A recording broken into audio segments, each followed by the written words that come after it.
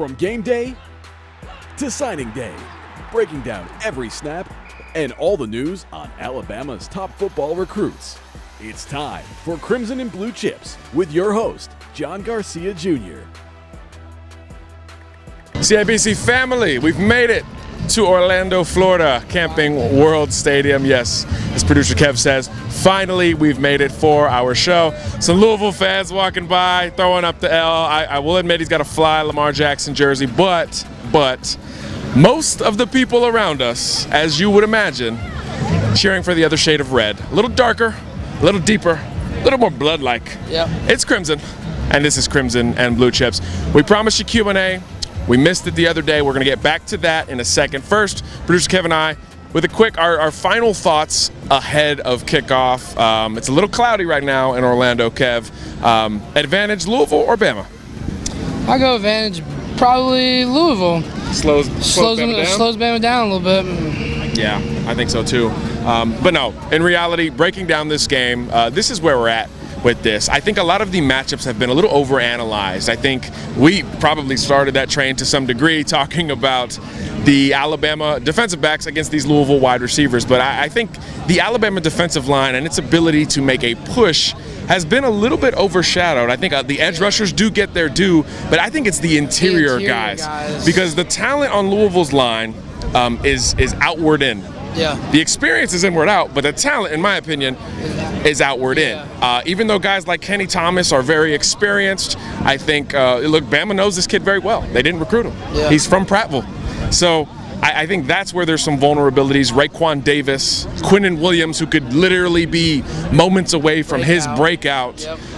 Those are the guys that can create a push. When a push is created from inside out, again, not as sexy as the speedy edge guys, Dwight Freeney, Von Miller, all these guys. When it's inside out, though, it's quicker. It's the least path of resistance. What is it? The path of least resistance. Yeah. Point A to point B. Point A to point B. Straight line. Straight line is the quickest way from point A to point B. Yep. What pressure does it create for the big linemen like yourself when interior guys are the best D linemen on the unit, particularly against the pass? Well, when those guys are the best, it causes you to double team a lot more in the inside. So if you're double teaming on the inside, it's going to allow the outside guys to be able to run free, and it's also going to allow your linebackers to run free because you're not able to get to the second level. Exactly. And whenever you look at the new age of football and you get into the linebackers, particularly Mack Wilson, Dylan Moses, keeping them free is going to be critical. Not a lot of experience. Mack Wilson, not the best disengager among the linebackers. I'd say Dylan Moses actually ahead of him in that department. So not only are you putting more pressure and keeping the interior offensive linemen on their heels, they're that much slower to get to the second level, execute their block, if they can execute a block against a Raekwon Davis, against a Quinnen Williams. I think an upperclassman that people forget about, Johnny Dwight, he's a fifth-year guy. Isaiah Buggs, JUCO guy, been through a lot. This rotation of interior Alabama defenders could be the key to offsetting what most people expect to be the top matchup. The Louisville wide receivers, the Alabama defensive back. So we just kind of wanted to put that out there a little bit before kickoff. It's probably an area we haven't addressed much, so we apologize for that. But it's one that I think is going to come up big in this game. Since our last show, we know Nick Saban has said both Tua Tagovailoa and Jalen Hurts will play. We told you that 6 months ago. Who cares who starts? Who cares the amount of time? He's alluded to not riding the hot hand, but kind of giving guys a set amount. Yeah. A set amount. Is that an issue? No, I don't think so. It can't, actually, it could be. If we ask these Bama fans what they say, they're going to say it's an issue because they're going to say, well, if Tua's hot and you're going to put Jalen back in, right? That doesn't sound right. But I think he has a reason for it, and he's trying to figure out who's going to be able to be the better game manager, who's going to be able to get in there when they need it.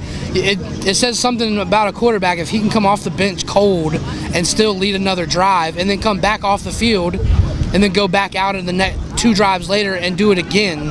So I think that Nick has a reason why they're each going to play. They'll probably play equally, and they're both going to play and they're not going to go with the hot hand. Right, So. and it might be independent of the scoreboard as well, which is, I think, something that is another storyline here. If and when Bama gets up, how then does the approach change? One more element I wanted to kind of give its due to here pregame before kickoff eliminates all the, oh, we told you about this. Another group that we're not talking nearly enough about, and we alluded to it a little bit with our picks, the Bama running backs. The Bama running backs, sir. No, I have not seen this anywhere. Is this not, in terms of diversity and skill set, perhaps the most talented backfield total that Nick Saban has trotted out at Alabama? When you think of Damian Harris, Mr. Consistency, glue guy, vision, blocking assignments, catching passes out of the backfield, he could do a little bit of everything. Josh Jacobs, your change of pace, maybe a specialist in space, great feet, and all he's done is gotten more physical and gotten bigger in the meantime. And then Najee Harris, who's your hammer.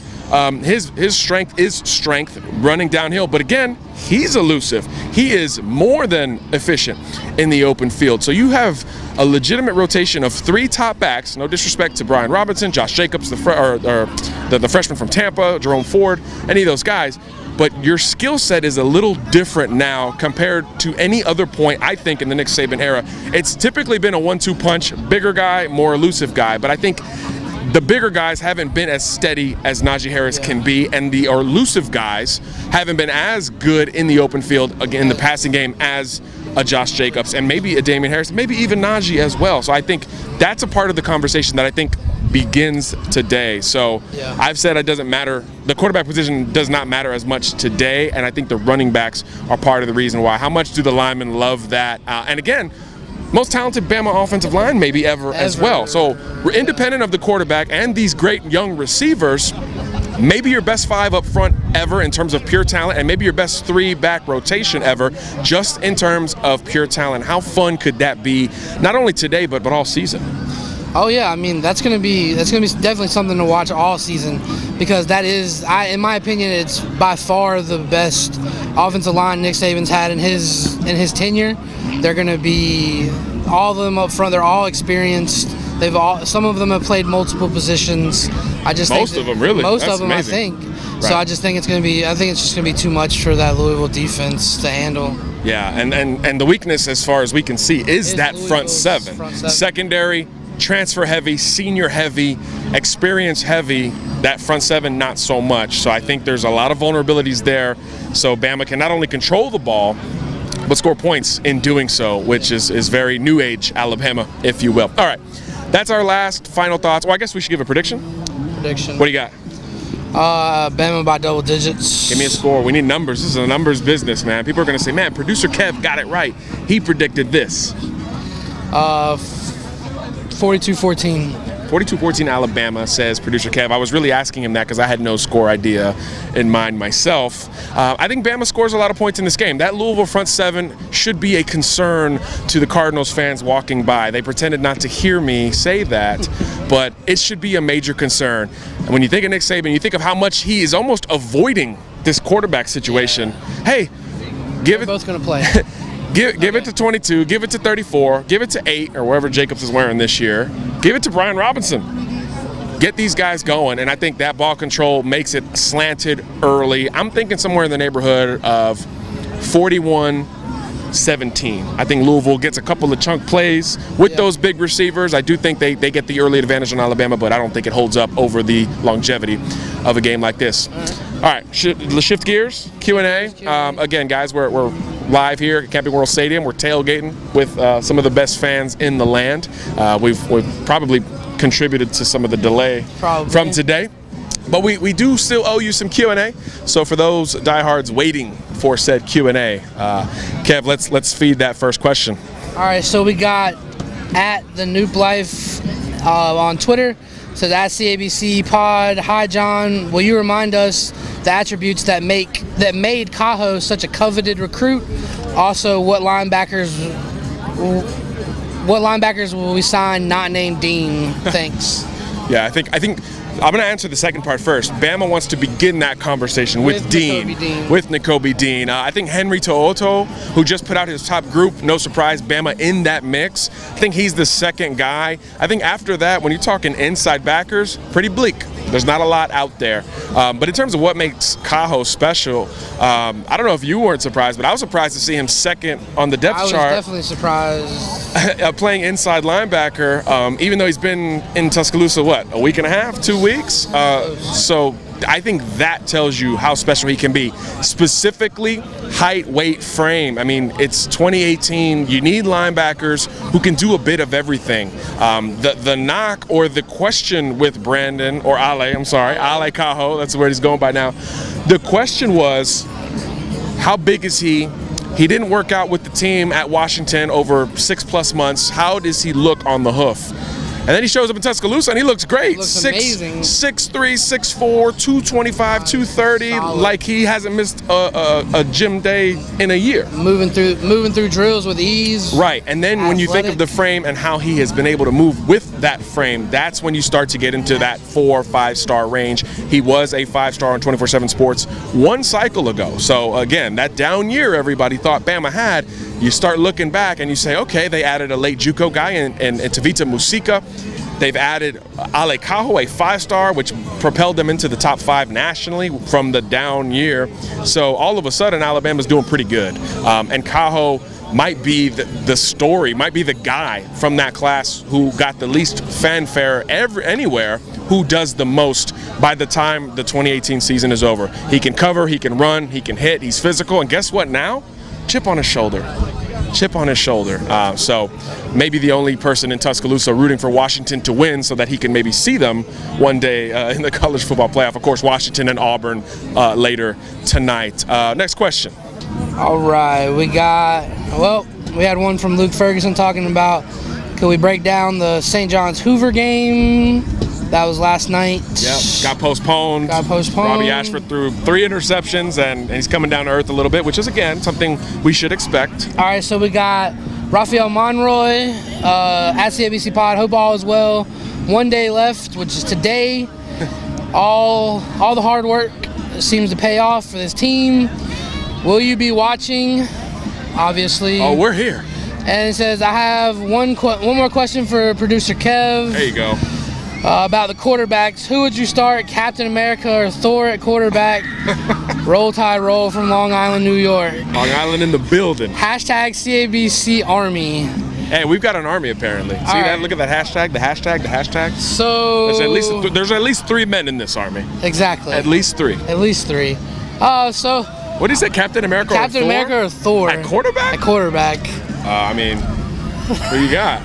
Well, I don't like Captain America, but I mean, if we're talking about quarterback, it's got to be position. You're going Thor. It's got to be Mr. America. Yeah. It's your stereotypical quarterback. I mean, is Tom Brady not like Captain America to most people? You know, before that, Brett Favre, maybe Aaron Rodgers was trying to grab some of that mantle.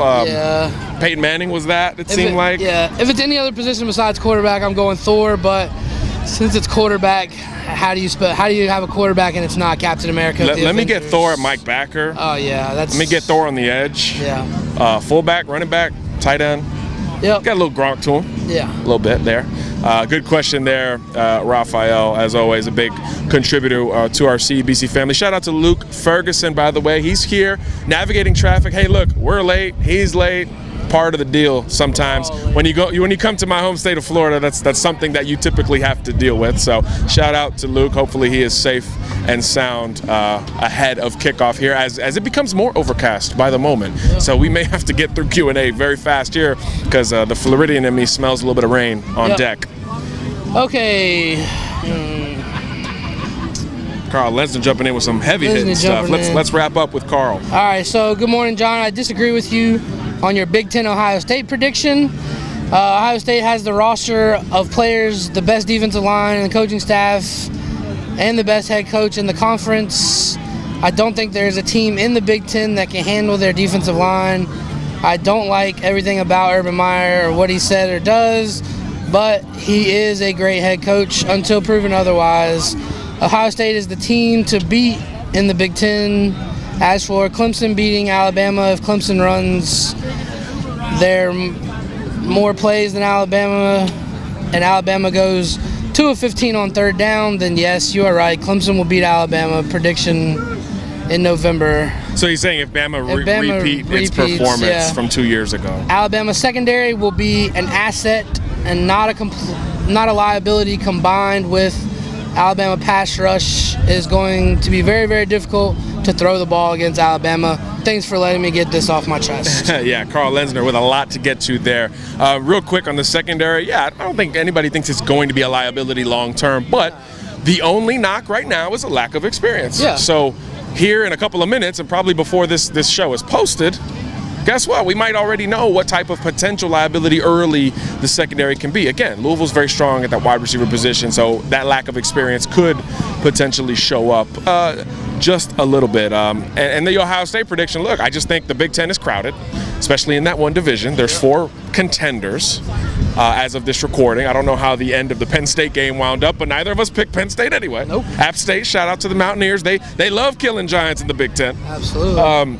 But, you know, Kev rolled with Michigan. I rolled with Wisconsin. So I think it's just a cannibalism that could go down, and who can survive it? Shea Patterson might be enough for Michigan to survive it with that great defense. We don't know about Dwayne Haskins. I'm not doubting Urban Meyer in any way. First of all, he's missing a few games. And second of all, you know, we don't know how that could affect the team long term. That rebounding mentality, you just never know how it shakes out. And again, that schedule, you know, all those guys, that schedule is rough. So yeah, Ohio State, does it have the most talent up and down? Probably. But with the schedule, with the transitions, I just don't think you can rely on Ohio State today. No. Today. Maybe we'll be proven wrong, but not today. So, Carl, thank you for the questions. And then in terms of Clemson, Alabama, Part 4, which is what we're both predicting, yeah, of course, nobody would expect Alabama to win if they go 2 for 15 on third down. I think, man, the negative Jalen stuff, I think, is so surprising from this fan base. But hey, everyone's entitled to their opinion, so we'll see. And I think Nick Saban likes Jalen. He's trying to keep him around, and I think he's going to play a lot, regardless of what you think or I think or our great listeners and watchers, viewers think as well. All right, we got a game to get to, and we got some rain to try to avoid, so we're going to wrap it up from Camping World Stadium, tailgating with you, Crimson and Blue Chips. God bless. Garcia out.